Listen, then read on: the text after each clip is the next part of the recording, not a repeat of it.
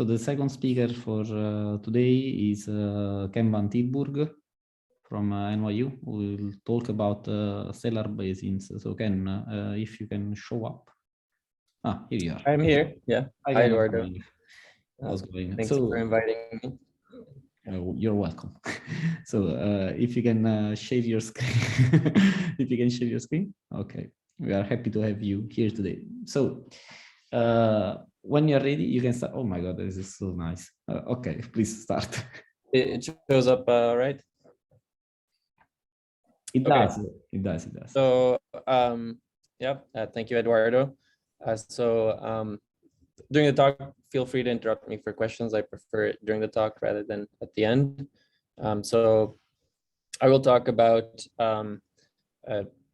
the phenomenology of what I call stellar basins, which are weakly coupled particles emitted by stars, including the sun, in gravitationally bound orbits. So here I have a little animation of the solar system with 3 of the inner planets, so Venus, Earth, Mars, and then Jupiter on the outskirts. And these colored particles here are those gravitationally bound ones, which could be axions or dark photons, for example. So that phenomenon had been hypothesized in the early 2000s, but not quite fully appreciated, fleshed out, and since then forgotten, I think, until my work here a year and a half ago, which was sort of a case study for axions coupled to electrons. And then shortly after, with Robert Lazenby, we worked out a case study of dark photons. So this phenomenon for dark photons, for which the results are very dramatic, as I will show in this talk. But these 2 early works left open some questions, which is mainly related to the gravitational evolution of this solar basin. So in particular, how the planets kick out these or gravitationally eject these particles from the solar system, which we have now largely answered in this work that will hopefully appear shortly, which is in collaboration also with Robert and a student at NYU, Cara Giovanetti. And then finally, something which I will not talk about, but Will Duraco will talk about in a couple of hours, is indirect detection of these solar basin particles, again in collaboration with people at NYU, Caltech, and Perimeter. Okay. So Georg kickstarted the conference with a beautiful talk, as he's pioneered many of this work. So many of these works. So stars, including the sun, are relatively poor photon emitters, which means you can use them as laboratories of new physics. This was first appreciated for neutrinos, yeah. So for example, neutron stars primarily cool in the first 100,000 years of their lifetime via emitting neutrinos, not by emitting photons from their surface. But of course, you can use the sun as a source of solar axions, for example, or other particles. As we heard in the talk before, you can search for these solar axions with experiments like CAST, or other experiments like Xenon 1 ton, or experiments that have been designed primarily for dark matter. The main population considered was the population that is emitted from the sun and then escapes the solar system. So it sort of makes only one pass through Earth. And these unbound axions, they are a source of cooling for stars, including the sun. And so you could set some limits from such processes as well. You can also look for, let me move this away for a second. You can also look for dark matter axions, so they are not produced by stars, but just are produced primordially in direct detection experiments. And the phenomenology of stellar basins basically means that you can combine these solar axions as well as these dark matter experiments for axions to look for the bound population. So a tiny fraction of the solar axions are emitted onto bound orbits. but the one difference is that they make many passes, right? So they can accumulate over astrophysically long time scales. And at the present day, so after the full age of the sun, they basically look like a non-relativistic population of axions, much akin to dark matter. So you can look for them with dark matter experiments, except they're not of a primordial origin. They come from the sun. Okay, so and my claim is that basically for any particle in a couple of orders of magnitude around keV mass scale or so, the phenomenology of these stellar basins are the basis for the most sensitive probes of these particles. Okay, and I really mean any. So I think one could look for the leading order couplings of these particles. So if the particle is a scalar, the main couplings to look for are those two electrons, quarks, photons, and gluons. Likewise for a pseudoscalar, and for a vector, there's these two options of a kinetically mixed field or a B minus L charge. So in the first paper, I worked out the case of an axion coupled to electrons, where it's been shown already in this conference that Bremsstrahlung and Compton production are two of the leading production processes. Can also couple to photons and produce the axion through the so-called Primakov process, as Georg mentioned. And that leads to decay as well, which is the basis of Will Duraco's talk later today. And but what I'll talk about in the next couple of minutes is just only this electron coupling. So where, let's say, the coupling to photons is suppressed, you still decay to photons, but this is extremely slow because this is a dimension 7 operator. And then in the second half of the talk, I'll also talk about dark photons, for which you have the same, qualitatively the same processes, except there's some interesting plasma physics that gives rise to resonant production. So it's which makes the production in the sun more efficient. And dark photons decay very slowly because it's a dimension 8 operator. Okay, so yeah, the simplest model is quite simple. So it's just a free pseudoscalar, an axion-like particle with coupling to electrons, parameterized by this GAEE, this dimensionless coupling here. And so from these stellar cooling limits, as has already been shown, there's constraints that are roughly at the 3 or 4 times 10 to the minus 13 level for massless axions, and then there's some exponential suppression for masses above the temperature of the star under consideration. So typically keV or 10 keV for 10 million or 100 million Kelvin stellar objects. So, and here on the right, so this is an exclusion curve from not seeing anomalous cooling of red giants and white dwarfs. And on the right here, I'm showing a solar spectrum in orange from this electron coupling at a point where it's still allowed. So this would be the differential flux as a function of energy. Again, yeah, peaked in the keV region or so. So that's for essentially massless axions, or at least for the unbound population. So, Hi, but Ken? if yes. Hey, can I ask you a question?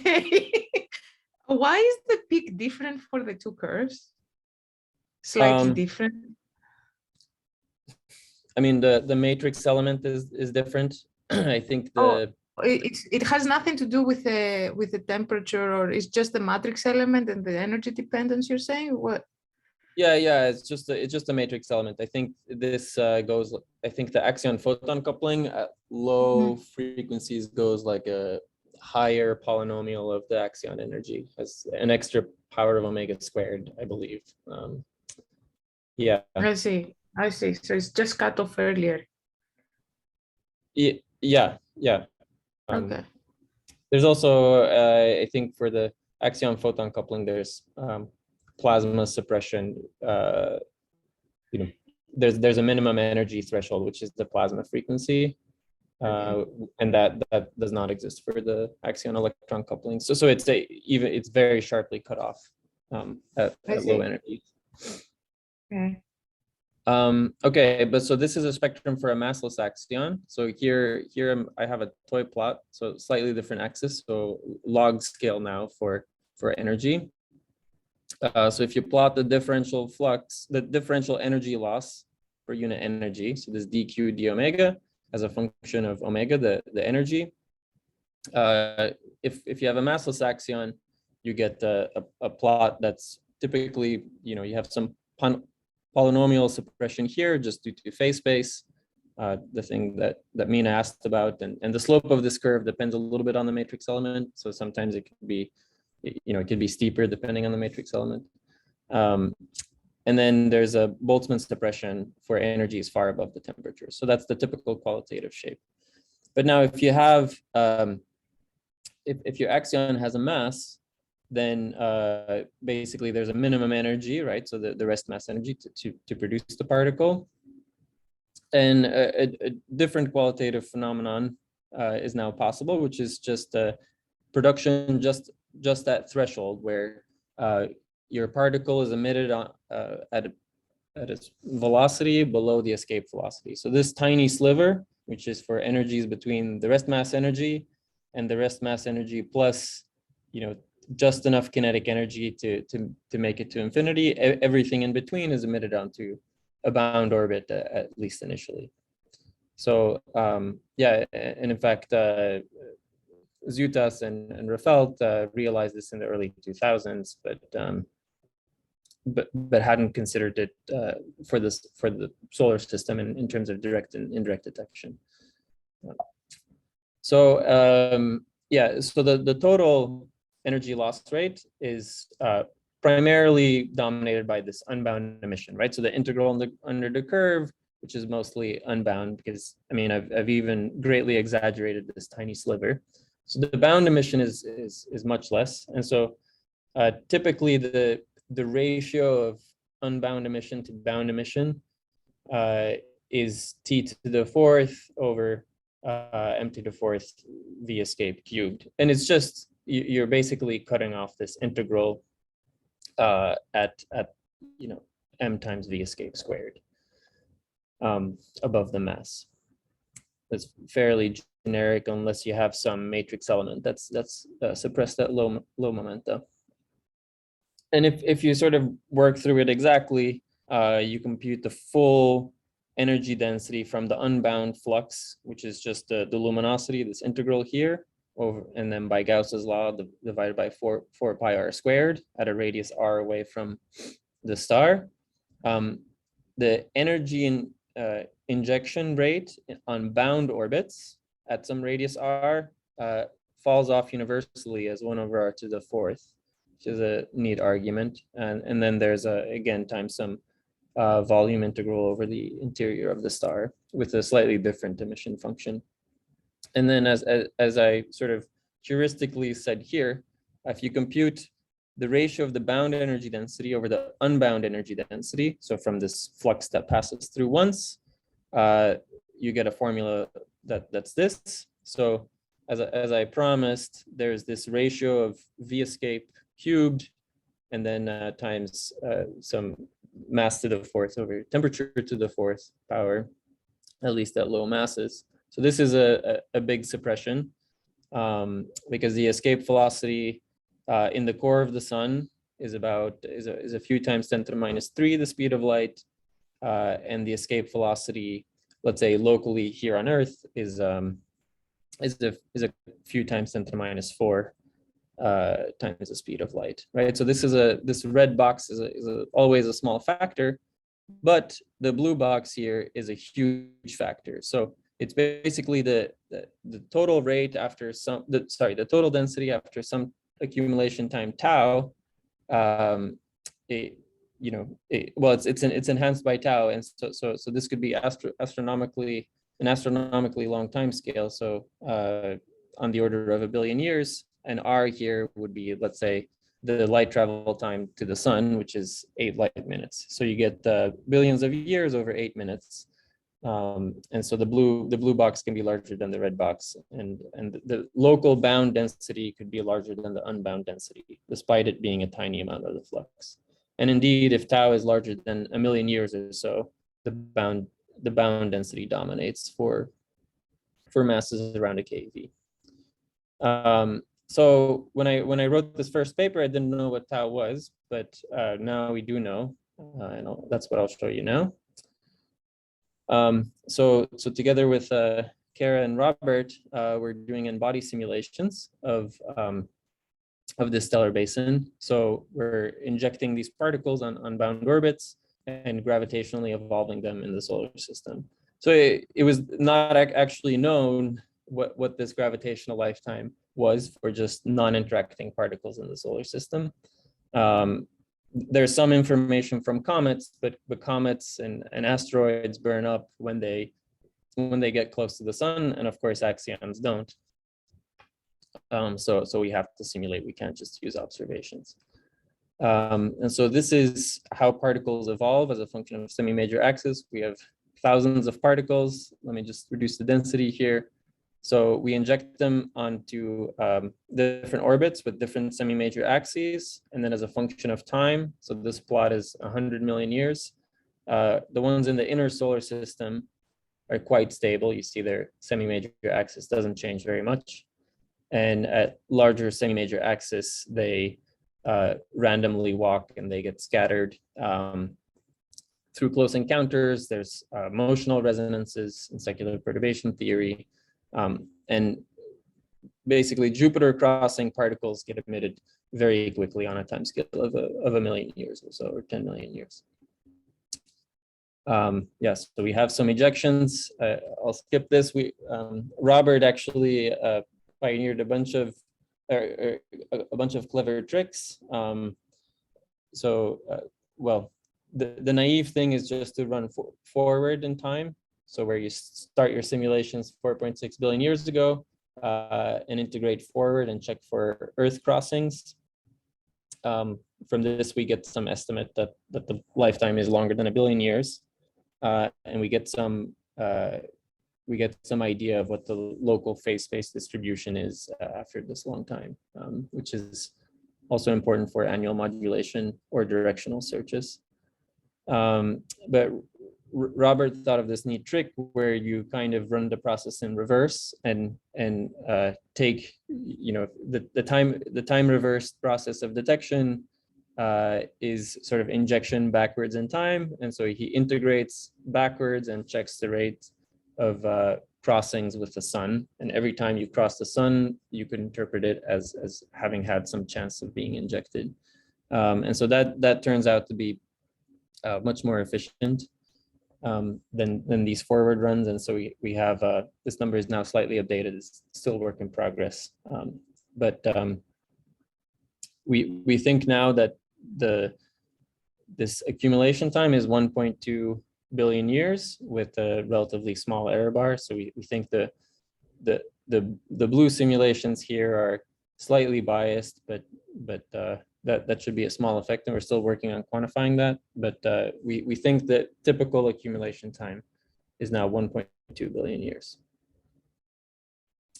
So let's go back to that toy model of an axion coupled to electrons. So here I'm fixing the coupling at the limit of the white dwarf cooling bound. And I'm plotting here the local axion energy density in GeV per cubic centimeters as a function of axion mass. Yeah, and just for reference, the dark matter energy density is here at the top at 0.3 or so. So let's look at these curves here for a second. So the first graph I showed, which is that solar axion spectrum. So if you integrate all of the axions emitted at the sun, including the relativistic ones, and you just compute their local energy density from that flux that passes through once, you get this number here. It's never actually been computed at all masses, so I'm just showing you the low mass limit here. and you get about 10 to the minus 6 GeV per cubic centimeter at this coupling. But the basin energy density is about is 3 orders of magnitude higher or so. So now we know this time to be 1.2. So roughly the peak is around a couple of keV and much higher than this relativistic flux. So this is actually a more precise plot now, where we let's look at the bottom one here. So this is Axion mass on the horizontal axis and Axion energy density for different couplings. So this is the precise thing where we've done the full simulation with these backwards runs and have inferred the resulting energy density. So and you see, for example, that the pink curve is for the full simulation with coupling of 10 to the minus 14. And if we take the naive formula with 1.2 gigayears accumulation time, we get good agreement. But the colored curves are actually the exact result, also taking into account reabsorption. So for example, you see that the resulting energy density grows quadratically with coupling up to a point, right? So this quadratic scaling is broken here. And at high enough couplings, I mean, these couplings are excluded, but at high enough couplings, you get reabsorption effects. And you can see that here. And those reabsorption effects occur when your occupation number, so your phase space density occupation number becomes of order 1. So yeah, so the full simulation takes that into account. Okay, so that's sort of the phenomenon. So you have a lot of energy density of non-relativistic particles of these axions. Xenon 1 ton is a detector built or capable of detecting those types of particles. I'm not going to go through all of the details, but basically an axion can come in and ionize some electrons, which will give you an S2 signal, not this S1 scintillation signal. As Georg already mentioned, the Xenon 1 ton collaboration saw some excess here.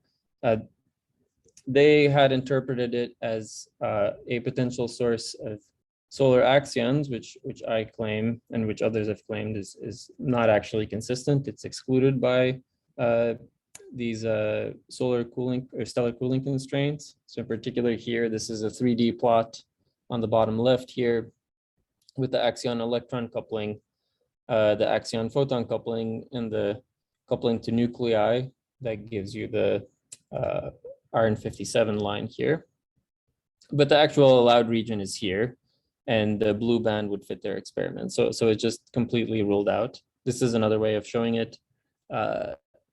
Just removing the nuclear coupling and doing a 2D slice. The stellar cooling constraints tell you that you have to live in this turquoise region here, but to fit the experiment, you need to live in the red band, which is excluded by a few orders of magnitude in rate, 1 order of magnitude in coupling, at least. Okay, so they saw something. It's definitely not solar axions, relativistic solar axions. It is in fact consistent with dark matter, although I wouldn't interpret it that way. But they are sensitive. They said if this axion is the leading, if this dark matter, if this axion makes up all of the dark matter, Xenon 1 ton can look for such a particle. Although at these high masses, it's not quite consistent because this axion decays to photons, and I think in this region one would have seen an excess X-ray flux as well. Right. Okay, so if you now interpret these dark matter searches in terms of a solar basin, you have a new limit on basically solar axions. So if you well, let me go through it again. So this is the axion coupling to electrons as a function of mass. The cooling constraint I've already shown you before at about 3 times 10 to the minus 13. If you interpret their excess as solar axions for just, let's say, the electron coupling, that would be this relativistic flux that gives you low density. And so to explain the excess, you need a relatively high coupling, which is already excluded. If the axion is dark matter, you could explain their excess with a parameter space point here, or just in other words, these the xenon 1 ton experiments set the best limits, are the most sensitive on this parameter space if you assume that the particle is dark matter. But if the particle is not dark matter, it can still be produced in the sun, and above 0.2 keV, the best probe is not to look for the relativistic flux, but the best probe is to look for this non-relativistic bound population in the stellar basin, in the solar basin. And so this plot was made before I knew the accumulation time, and so in work that will be out shortly, this will be the final result. So it's not quite, the solar basin limit is not quite beating the stellar cooling constraints yet, but with xenon n ton, there should be a factor of a few improvement in coupling, and xenon n ton will be probing new parameter space directly in the laboratory, independent of cosmology of these particles. Okay, that was the first part of the talk.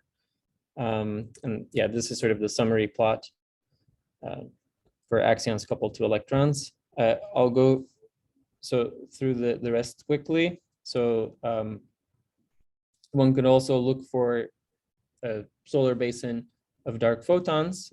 So this was work with Robert, and everything is qualitatively very similar, except now you have resonant production in the sun, as is well known. And this resonant production in the sun leads to much higher effective energy densities. So this was the plot from our paper, which we've now updated to with our simulations to this effective plot. So you can see that for couplings like epsilon of 10 to the minus 14 and 10 to the minus 15, which are allowed at any mass, basically, you can get local densities that are of order the dark matter energy density. And this weird structure here is due to the resonant production that can occur below 300 electron volts. And yeah, even for couplings that are still allowed, these reabsorption processes are quite important. So one should use our simulation results to interpret the resulting experiments. Okay, so doing the same thing as for the axion. So there's stellar cooling constraints from the sun, from horizontal branch stars and red giants, but then dark matter experiments, including those of xenon 1 ton, and other experiments can be recast in terms of a solar basin limit, which for dark photons does already beat existing constraints. And if you really believe the excess, it could be explained as well. And so yeah, so here I'm showing you the dark matter experiment. So xenon 10, xenon 1 ton set and dynamics at the best limits on dark matter. And so recasting those in terms of a solar basin gives you this dark blue exclusion region. There's also the super CDMS and other experiments at low energies will really dig deep in this parameter space for dark matter as well. And this is the new updated plot that will be out soon. So this is including our simulation work where we basically use this 1.2 billion year effective accumulation time. So this is our final result, and we think already that at around 12 EV, 100 EV, and then this range where resonant production is possible. So between 100 and a few 100 EV and a few kV, there's a new limit on dark photons produced directly in the sun, independent of dark matter, by recasting a xenon 110 search. Let me briefly highlight work not by me, but instead by Asher Berlin and Caitlin Schutz, who studied pair emission of millicharged particles in the sun, and then their direct deflection in an interesting experiment on Earth. And so if you were to build such an experiment, this would also be sensitive to resonantly produced millicharged particle pairs below 150 electron volts or so. So they've worked out the case for fermionic millicharged particles, and then together with Christina Mondino, we're now collaborating to work out what happens for bosonic millicharged particles. Some interesting phenomena happen for that, and stay tuned. I think I'm probably out of time, so I'll summarize here. So as we've heard throughout this conference, stars are great laboratories for new physics, not just to set constraints, but now we're in an era where Earth-based direct detection experiments can actually look directly for these particles produced in stars. So now it should be really called stars and laboratories for new physics, where we can maybe even discover something rather than just set constraints. So I just quickly want to advertise Wilderako stock. So in work also in preparation that will be out shortly, we're looking for the decays of these solar axions in the stellar basin. And yeah, we have some exciting new results to share, but I'll leave that to Will. Thank you. Thank you very much. It was a very, very, very nice talk, and I love the simulations. So let's see if there is any question from the audience.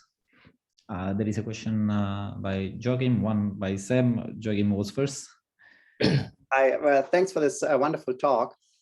Can you say a little more about how these n-body simulations work that you're using? Because I know that the conventional n-body codes that are used, for instance, in galaxy formation or so, they don't strictly preserve energy when run over a very long time. So they wouldn't keep a particle on an elliptical orbit. So I assume you're using some algorithms that have that explicitly implemented. Yeah. Great question. So I'll go back. So you're completely right. So n-body simulations used for gravitational evolution of galaxies and on cosmological scales don't preserve energy very well. For planetary systems, there are several extremely good integrators. So it's a different algorithm, right? You're instead of having a billion particles that you're trying to evolve over a handful, well, not a handful, but not an excessively long set of dynamical times. For planetary systems, you have just a few particles, not a billion, but maybe 10, right? Or 9 in the case of the solar system. And you want to evolve them for a billion orbits. And so there's very good integrators developed now that preserve energy at basically machine precision. And we've run some tests, and I'm blanking on all of the names. There's an IAS. I think IAS is the best algorithm. So yeah, we've done some tests. So we've done some tests where basically we have just the sun and a test particle, just the sun and a test particle, and we check how the angular momentum and the energy change as a function of time. And of course, they shouldn't change, they're conserved. And we see that in our n-body simulation, that at machine precision, How long does it take you to evolve like a system with like 50 particles over maybe 100 million or a billion years? Yeah, good. So these integrators have adaptive time steps. And so in fact, what you see here is not one simulation with 50 random orbits. We basically simulate the solar system with one test particle. So one, because once you do 50, it slows down, and we're really limited just by the evolution time. So we can, if the particle is not on a very radial orbit, so on a near circular orbit, it takes about you can simulate 1,000 years in one CPU second. So it does take on the order of a few months to run these simulations. And as you see here, like this orange particle here is not quite finished by the time I made this plot, and it's because the simulation is still running as we speak. So yeah, but when you do get onto very radial orbits that cross the sun, there we have to change the integrator to take into account the fact that the solar potential is not 1/r when you're inside the sun. So that leads to other effects like rapid perihelion precession. And Robert actually went in under the hood of the code and changed the algorithm, and we checked that, you know, energy is still conserved when you do that. But yeah, it's a good question. It's not easy. Okay, cool. Thanks for this very, very comprehensive answer. Thank you. Question by Sam. There is a question by Sam, yes. Yeah, thank you for the really nice talk. I was wondering whether you need to be careful for any of these models with absorption in the ISM or in the stellar atmospheres. That is quite negligible. So basically you have to take into account absorption in the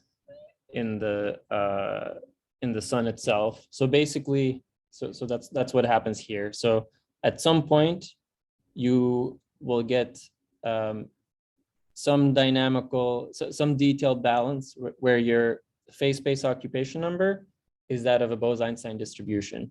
And so if you along each world line of every particle, the main density you see is the sun still, like everything is empty effectively, except, you know, at the few times where you cross the sun, and that dominates the total integrated density you see in sort of your chances of absorption along the world line. When these gravitationally bound orbits were first hypothesized by Dillela and Zutas back then, they wanted to explain the heating of the solar corona. And so what you're suggesting is basically they wanted to have Axion's decay very close to the surface of the sun, heat of the solar corona, so kind of what you mentioned, or be reabsorbed. But that's so ineffective that it's just very ineffective. And their model, I think they had to invoke basically a Kaluza-Klein spectrum of axions at very small spacing of an EV or so. And it's completely ruled out cosmologically. It just doesn't happen. Even for dark photons where the absorption might be resonant, it's inefficient. Okay, thanks. There is one further question by Andre. There is first Nina. Well, if someone is before me, then they should ask. Okay, no, it's Andrea. Sorry. No, it's okay. I cannot raise my hand. I don't know why, as an organizer. The question I have is, so what is this? How would you know? Let's say you have a signal, because that would be the most. How would you know the signal is coming from the stellar basin and not dark matter? How would you know that this is actually the? What is the annual modulation? So the annual modulation is quite strong. So that's something we don't yet know definitively, but basically because, I mean, it's easy to see heuristically here, because the radial dependence is 1/r to the 4th, and Earth's orbit is eccentric by a couple percent, or by 1.5% or so. You would expect basically a 13% modulation between peak to trough of the density rate, assuming no gravitational perturbations, which is not a good assumption. So right now we're studying the effects from Earth scattering these basin particles in its orbit, also the effects of Jupiter's eccentricity, which could lead to a 6-month modulation, where basically the perihelion of the basin particles lines up with the perihelion of Jupiter. So there's some interesting modulation effects, and they peak at times that are different than the annual modulation from dark matter. Yeah, so it would look like a dark matter signal, except with much stronger modulation and also a 6-month modulation at times that are off from the dark matter one. Okay. Thanks. Yeah. Andrea, please. Okay, so Ken, thanks a lot for this talk. It's the third time that I hear it, but every time I learn more. So I have a couple of brief questions. So first of all, you mentioned this to Sanford, and they are connected. The detail balance, right? I just wanted to check to you because you mentioned it quickly in your paper, and I checked this with Georg, that is in the audience. And for example, this is really dependent on process and also stars, right? For example, I checked this for the neutron stars that you mentioned briefly in your paper as an interesting system, and there seems to be reached quite soon the detailed balance stuff. So basically, for neutron stars, it could happen after an hour. Like for some of these couplings, after an hour. Exactly. And then okay, this I wanted to check, because then it becomes very difficult, because you just to build that, and then the temperature goes down, so you can deplete the basin, right? Because for the neutron star, imagine that you build the basin, then absorption will be effective. This actually brings me to the other question. Absorption sorry, just let me stop you there. The back reaction on the neutron star is very minimal. No, I'm not saying back reaction, just the neutron star. Imagine that you form this basin at the very beginning when the neutron star is born, right? The temperature will be large, but then just for cooling emission, the temperature will vary, right? So imagine that you form your basin and you want to build some axion mass of, let's say, 100 keV. At the beginning, you could build up this basin because the temperature was large, right? So you build after, as you said, after 1 hour, you have this detailed balance. It's already there. It's SOP, it's equilibrium, right? But then the temperature is going down because of neutrino cooling. You still can absorb this particle, right? But not produce anymore because it's not kinematically allowed anymore. So basically, you kill the basin in that case. And actually, this also brings, brings me to the next question. In your simulation, when you take like radial orbits, right? Does it happen that some radial orbit that were radial, that let's say at the beginning, can somehow get isotropized? And so don't, you know. So very, very good question. So for neutron star, indeed, you're right. So let me just comment on that, on your comment. So indeed, you're right. So you build up detailed balance, and then the neutron star continues to cool, let's say over 100,000 years. And so the basin can act like a reservoir where eventually it's reabsorbed, right? Because you can no longer produce it, but still absorb it. There are there's an interesting thought I had along these lines, which is also with Junwoo Huang, which is that imagine at you have this basin around, let's say from when the neutron star was still a star, then there's circular orbits in this basin as well, that if all of the material gets ejected, the circular orbits don't cross the star and are not able to be absorbed. So if you then have any perturbing object come along, that Axion basin, which was a reservoir of energy, can now dump heat into the neutron stars. So that could lead to some interesting effects, but it's very difficult to calculate, and we haven't attempted it yet. Regarding your question of isotropizing, if that's even a word. Let me show you a picture, a movie. So this is the start of the simulation. So this is t = 0, and these are the orbits on which you inject basin particles. So the eccentricities are within 1% of 1, right? Because they're sun crossing orbits. But then if I play it forward, basically what you'll see is that angular momentum in Lx and Ly increases very rapidly, but in Lz, no, because the solar system is azimuthally approximately symmetric. So within 100,000 years, you become you have maximum angular momentum in Lx and Ly, and for Lz it takes quite a bit longer, and you need close encounters with Venus and Earth, or maybe due to the eccentricity of Jupiter. So you slowly build up angular momentum in the z direction. So, but that's a typical time scale. 1 million years to lift the perihelion out of the sun, and then about 100 million years to fully populate the phase space. And yeah, so here you can see it. This is sort of the resulting phase space at the present day. You don't quite fill the entire possible phase space, but more or less completely. Okay, I see. Okay, thanks. And if you are around for the discussion, we can talk also later after Mina.